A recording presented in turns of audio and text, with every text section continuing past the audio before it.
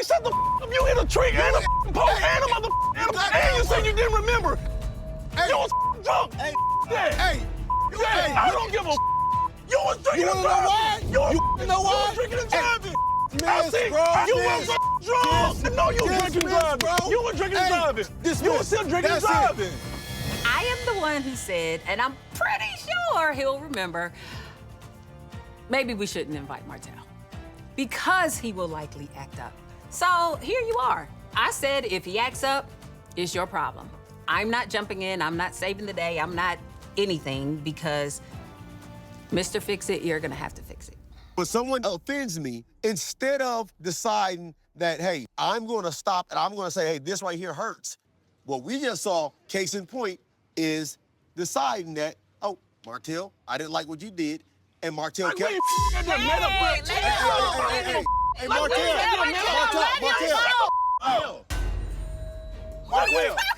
Stop touching me. Don't tell Nell that, though. Hey, That's not fair to tell Nell that. He's frustrated, and I get it. Martell is out of control right now. This is what he does, and this is how he gets himself in trouble. And Fletcher, I really wish you would be my husband right now and not be his friend. You know, you can't do that. Yeah, come on now, we both know Martell. It's just like a damn toddler. He's gonna keep on, and then he'll eventually stop. And, you know, I don't know, he'll maybe take a nap or get up and walk away from the table. That's just Martell. Hey! Shut up, man. I don't care. Listen. Get your head. And after you saw me the opportunity, what? Maurice, stop talking. You just showed me the Stop talking. dumbass. Maurice, stop talking. You stopped laughing. Maurice. You kept laughing after that. Maurice, stop talking. Do you have control of yourself? Yes, I do. Then stop. All right. So now, here's the thing. Okay, guys? I think we can all agree that today was a success. On the boat. On the boat was pretty cool. All right. Let's just table this for today. I think that me and Martell are definitely too emotional right now to deal with this situation. Marcel's right. We need to table it, and, you know, this trip is really not about this. Oh, my God! I've been doing a lot of soul searching and thinking about the conversation we had the other day. What you talking about? When we was at Black. Oh, Yeah. UNT? I think she wants so bad to get an identity other than, you know, Marcel's wife. But I'm like, what's so bad about that? I thought that I had someone that is like, ooh, I can help you do that right there. I remember the first time I thought about being with T for life. I was working on that house across the street from the school, and she walked in, and she was like, oh man, this is gonna be so nice. Ooh, you know, and she kind of said, we could have this right here. And it was like, oh, word. So it's like, now you see my dreams, you see my visions, and now you made yourself a part of these things right here. But like, for the last few years, it was like, well, I wanna be part of the meetings. I said, okay, well, but I can't be part of the meetings, I wanna be in PTA, okay? Well, then I want you to get my office done, okay? Well, I want you to, with the same time, build Scott Manor, okay? I want you to do all these different things right here. And in my mind, I'm like, bro, what happened to we doing? If I wanted to be alone, then I wouldn't have got married. I want a life partner, not necessarily a business partner. And at this point, I'm just confused about what to do. The more that you're talking, man, is concerning. You gotta find out, actually, is this dividing us? Saying, sweetheart, this right now is the time I actually need you.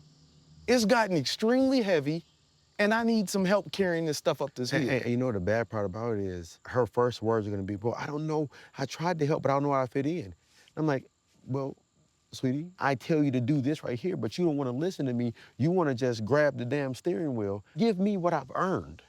But over the last 14 years, I've proven that these words mean something, that these hands build something, that this guy does something. I don't know, Reese, I'm frustrated. I know. If you're working your fingers to the bone and you're looking over the shoulder and you're like, man, where's my partner? I think you're at the point right now where you have to have clarity on, hey, are we doing this moving forward? The businesses that you feel like, you know what, I actually need help in, and I need help now, right? Ask, like, how much would it cost for me to buy you out? Yeah, I talked to Kimmi about this. I asked her, I was like, how much would it cost for me to buy you out of Scott Imperial? Instantly, she's like, you're not buying me out. Well, I done put in all this with it. Hell no. You can't buy me out. That's it. And so if I say came in and said, okay, so what would it cost to buy you out of Scout and out of Black? And so then the follow is, do you think that you contribute this amount? Yeah, it's like, listen, how much do you think I put in? Then that's when you can open up and actually have a conversation about value and needs and where we're at. At the end of the day, me and Trisha are in a pretty decent space right now. You know, but a lot of people have insinuated that you should leave Trisha. Y'all going through too much. Y'all not even married. And it's like, well, what kind of advice is that? If y'all want to see us win, it should be positivity. You know what, Ken? I want to apologize to you again about the DM situation because I did talk to Trisha about that. Right. But tell Ken, don't be listening to everything on social media because they be saying stuff about him on social media too. Like, one of the ladies came back to me and she was like, you need to go tell Trish that Ken be in these girls' DM. Okay. I didn't have facts that it was true or not, but when I was talking to Trish, it was like a girlfriend conversation. Like, you know what I'm saying? I'm going to speak truth to her. I feel it. I'm just the type of person that, like, I've heard a lot of things about Marsau, but I'll never come back and be like, hey, well, I don't this is think what you I talk heard to that. me about You my know what I husband. mean? You can talk to Marsau about I it. wouldn't even bring it up because it's not even, if I don't have the facts, I'm not gonna say anything that could be damning to y'all situation. What have you heard about Marsau? I mean, it's neither here or there. It's probably the same thing you've heard. What? You know what I mean? But it's like, you know, like the whole Black situation, the back room, and tell me more and details. the Scots, and they having these, I wouldn't say Diddy parties, but you know what I'm saying? It's like, parties. I have had people come to me and say that wasn't true. Right. And it caused issues in our marriage. right. So I didn't want to cause issues in your relationship. Well, you're begging him to say something now? First of all, I'm not begging nothing. I'm asking What is it? him. What is it? What you heard? What you heard? What you say? What you heard? What you heard? Hey, people said stuff to damage our marriage. Hey, can you tell me more stuff so maybe I can just, you know, we had issues before. Can you tell me some more? but see, Marsau, Anybody that's tell the me reason. some more. That's the reason why I would never Like, come. goddamn. That's why I wouldn't say that because it doesn't make sense for me to come to you if somebody heard. What? I'm just saying, like, Why would you Tisha? That's your sister. I know. Do you see her eyes? Because you're the one pouring it I'm on. looking at her eyes. She's literally begging every guy at this table to tell us about I'm Marsau. not begging anybody thing. Let's get that straight. Everybody at the table has heard something about someone at the table. And I don't know what parts y'all believe, what parts you don't believe. If you have a question you would like for me to answer, I want to be transparent today. What's your deal breaker? When Maurice and I got together, a lot of our conversation was infidelity. Because I was like, yeah, that's a deal breaker for me. Like, I'm not with it, and he was not with it. Now, from some of the divorces we've had to watch, and the children and the things that we've watched families go through, and from some of the therapies we've been in, I would like to believe that our marriage can withstand Fidelity. infidelity, a lot of infidelity, and I'm happy you finances. saying that. Love that you've been transparent, honest about and I feel that you should put that out. I might accept this, or I might not. Right. I think marriage is a commitment. And I don't ever intend on throwing my commitment away. Now, Martell always thinks about tearing down marriages, but, you know, I think about building mine up. And I want to be here for my wife forever. Deal breakers are for deal breakers. Tisha, you got a deal breaker? I know you had a deal breaker a long time ago. Is your deal breaker still the same? My deal breaker still stands. What is that? You was there. What's the deal breaker? He was there. He know what it was. If I found out that Marsau was cheating on me, I would leave him. Here's the thing. When you start thinking about deal breakers, you think about breaking a deal. And I think that so many times we start focusing on what would break it versus what would make this thing stronger. You want to know what it takes to be married for 19 years is that sometimes Tisha sticks by me when she doesn't want to be. And so you telling me, hey, I'm here and I'm not going, that's what it takes. Okay.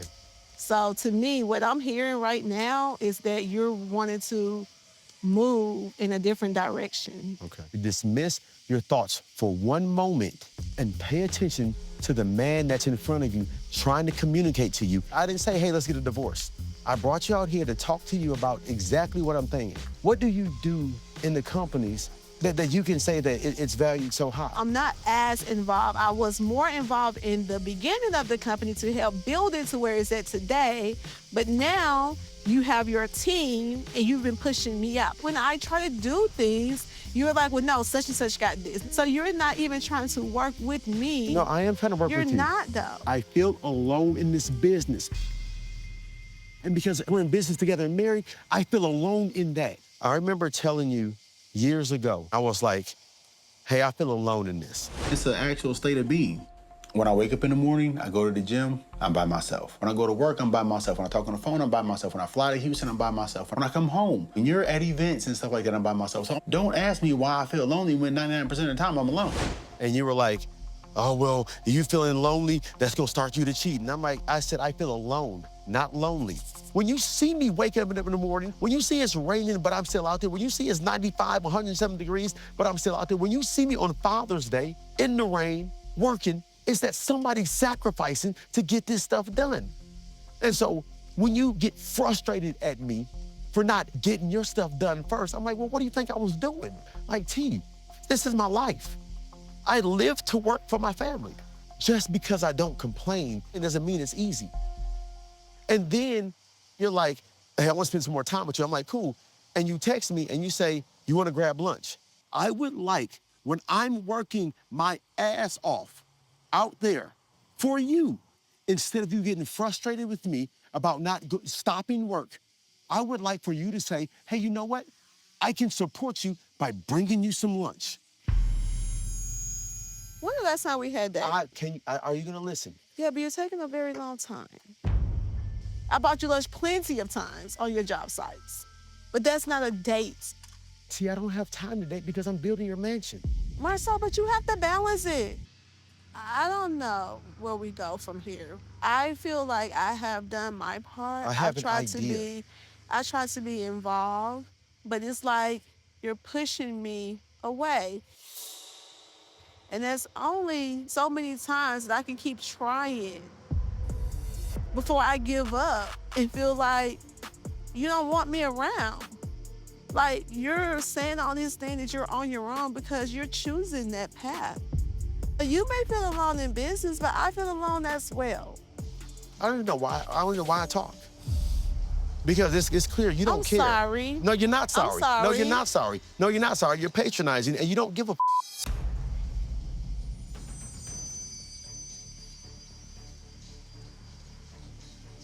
This is so up. Yeah, it is up. You know what? No, let's go. No. Let's go. This is so up. Like, you just ruined the whole moment. Come on, babe. Come on, babe. No, I don't want to go. I made a mistake trying to talk to you. No, I don't want to go. Well, I'm about to go back over there. Okay, You got some stuff on your no. This is so crazy. I can't even be listened to.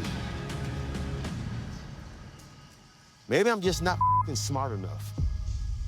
Clearly, Marsau and I were not on the same page, and we haven't been on the same page for a while. I am hopeful that we'll work it out. I just don't see how after this. I don't want to be here anymore. Come on, Marsau, get it together. Get it together, baby.